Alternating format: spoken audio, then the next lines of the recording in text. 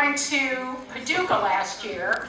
I also went to Paducah, but I went when they weren't having the big shindig quilt show. Don't go unless they're having a quilt show because there's like 2 stores open. But nevertheless, I was still able to spend several $100s. I'm always able to do that. I could go to Target and do that. But anyway, so they're going to come and tell us about their experiences and give us a new look. Applique was another big thing that came up really good in our survey, probably in March.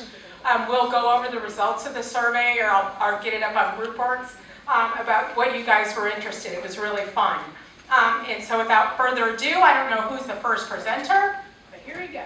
All look so colorful with your leis. Just to shake it up a little bit, if everybody could stand up and do their favorite lei dance. Come on, stand up. It'll only take a second. Come on, girl. Come on, Judy. Come on, let's shake it up. Shake it up. You can do it. Oh, here you go. Yes, okay. Sit down now. Thank you. We were really fortunate last year in April. There was a bunch of us that went to Paducah. Mindy was there. Mindy, if you could stand up. Kendra was there. Aurora was there. I was there. Some of Mindy's family was there as well. And we all rented a house and had a blast. We flew into Nashville, rented a car, didn't think we were ever going to get there, you know, Murphy's Law, how that goes. You know, it was one thing after another. But we got to Paducah, and we had a blast. You know, anybody that gets a chance to go, it's really worthwhile. I mean, the quilts are just like the top of the line. But anyway, we got to take a class on Hawaiian quilting, so that's why we're here today. And I'm going to give you just a few minutes on the history of Hawaiian quilting. Here's a picture of all of us. That was right after we had this really, of course we always have a really good lunch. You know, that's part of quilting, isn't it? Where we get to be together. But this is AQS, this is their headquarters too. And there's also the National Quilters Museum there, which is just like above and beyond. So that's the other thing you want to see when you go there. All right, so a little bit of background. Hawaiian quilting was introduced to the Hawaiian royal family see, there was classism even then. When American missionaries arrived on the islands in 1820 aboard this ship, and you see to your left, that's a picture of that ship. It was called the Thaddeus, and it was a ship from New England. So, so they had to go all the way around. You can imagine in that time, aboard that kind of ship. And the ship was nicknamed the Mayflower of the Pacific.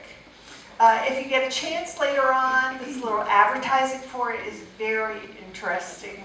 It just gives you a depiction of the ship and where they actually went, where their travels took them.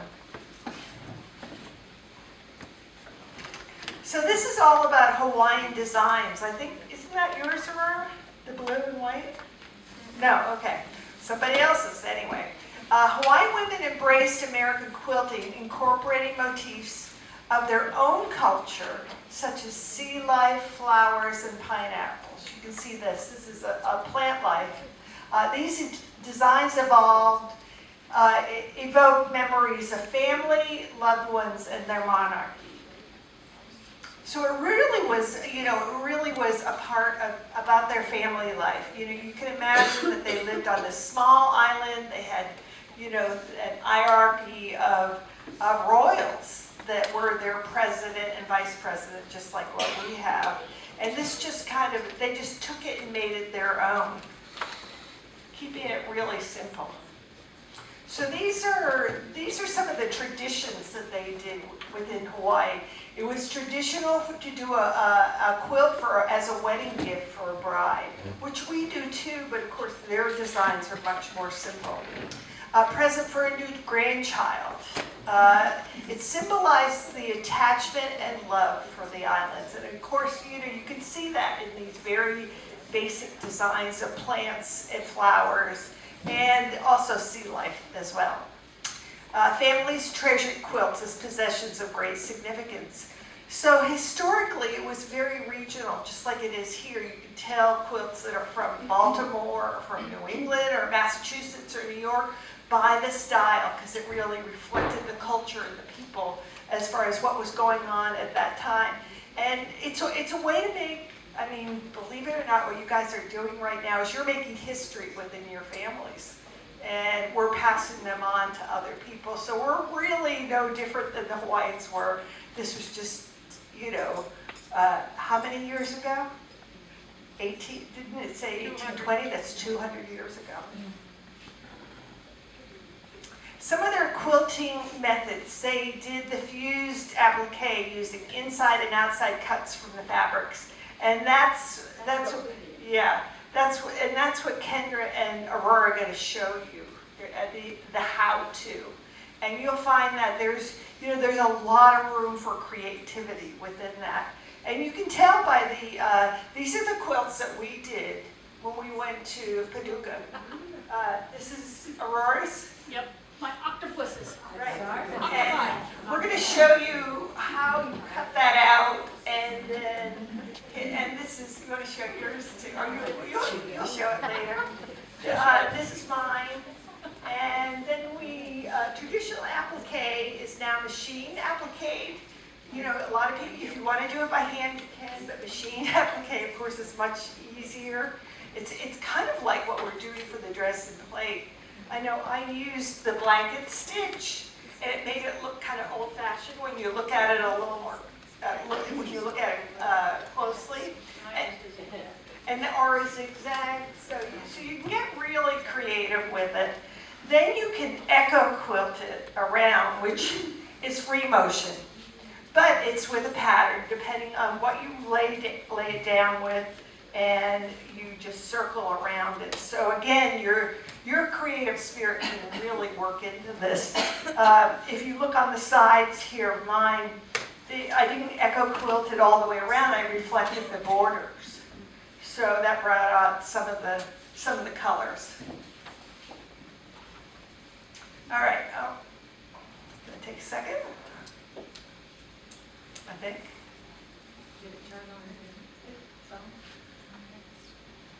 Well, it's a picture of the three of us. We know we want that up there.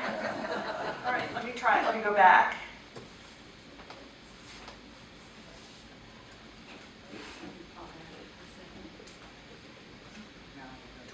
This is our expert in technology. Kendra really knows what she's doing. Thank you. My phone is off and it's still on there.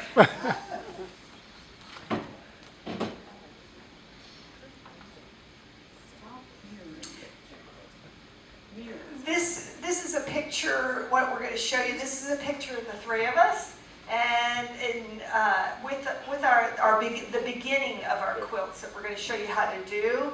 And the teacher was wonderful. Okay, there we go. Kendra, myself, and Aurora. Oh, whoops. I swear it's not on Mahalo on my phone. There we go. Yeah, and what was fun, just like we're doing here, they had lace for us, they had tropical drinks and desserts, and we just had a blast. So anyway, I really recommend going to Paducah. You'll have a great time, and hopefully today you learn how to Hawaiian quilt. The other thing I wanted to teach everybody is how to do the mahalo. It's like aloha. So mahalo, can everybody do that? Mahalo. It's kind of, not everybody can do it, but it's a genetic thing. It's like rolling your tongue. All right, well, thank you. I'm going to pass it on to our next presenter.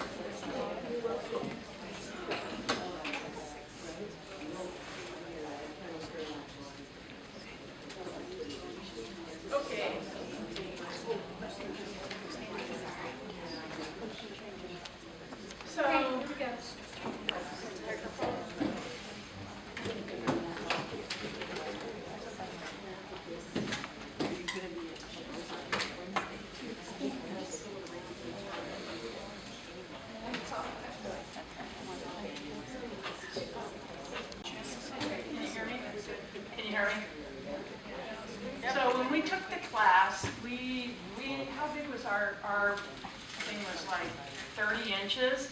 What we're going to demonstrate are smaller, like for a pillow or a block. And so I cut out a 16.5-inch background applique, 15.5, and then the interfacing 15 square. And I used Flexi Fuse, which is a fusible, and it works okay. Any fusible that you like, the thinner or the lighter the better. Is that one-sided fuse? Yes. And is that, how is that different than like the SF-101? No, like I it's know we're talking double-sided. about? It's double-sided. It's like You Wonder guys can Under. look at it. It's like a Wonder Under or a Heat and So it's Bond. two-sided. So you iron it. So it's two-sided? Yeah, okay. Come in. You're the expert. So here's, let's pretend this is my background. You fold it in half, then fold it again, and then, what did they say? This is the hamburger, this is the croissant. Isn't that what they taught us? Yeah. Now, of course, Kendra figured out an easier way to fold it that's better, because when you have the fusible on here and you're cutting it, it is really difficult to get a really good clean cut. It's easier to cut it as a hamburger. Now, here is, you print out your pattern and then rough cut it, staple it to cardstock, and then you've got your folded pattern piece and you lay it on here. And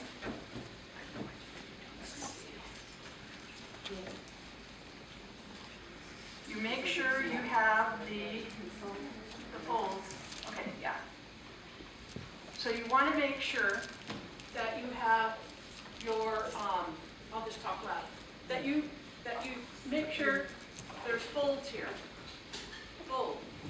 This is not the fold. Okay?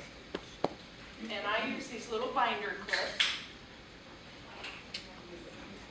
So is that the croissant shape right now? This is the croissant. And then you'll trace around it. Blah, blah, blah. Okay. And then you cut it out. But this is what I did. I didn't put it on the fold. So we ended up with, I got 4 pieces. You did it as the hamburger? No, I had it as a croissant, and Oh, it wasn't on the fold. it wasn't on the fold. And then I cut it out and went, you've got to be kidding. But it'll still be very pretty. This is the fold. There, you got it. And it's good to mark it, like it's good to mark the straight fold and then the diagonal fold, so you'll know where to place it and kind of mess around with it. So here it is, well, it's not traced on, but here is the fabric that's been fused.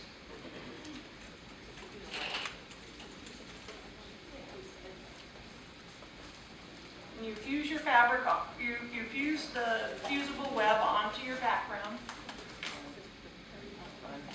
Then fold it, and we ironed it to get the crisp.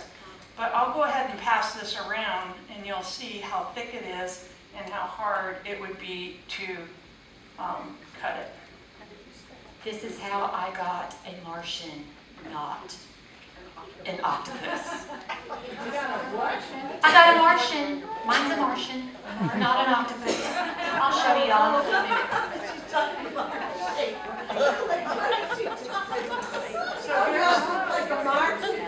here's how the block turned out, which is this pattern right here. And we'll we'll have the pattern the lady did, she'll do, it's a free pattern and you can do the download for this design. And it's not a breadfruit, and I texted my Hawaiian friend and she didn't answer me back. Is this a made up Hawaiian flower or not? And then I zigzagged around it. It is pretty. It has been zigzag. I zigzag, but you can do whatever you want. Where did the free pattern come from? We'll have it on GroupWorks. Oh, okay. The name, I can give you the name in a bit. Yeah, no worries, I just thought it was. So next,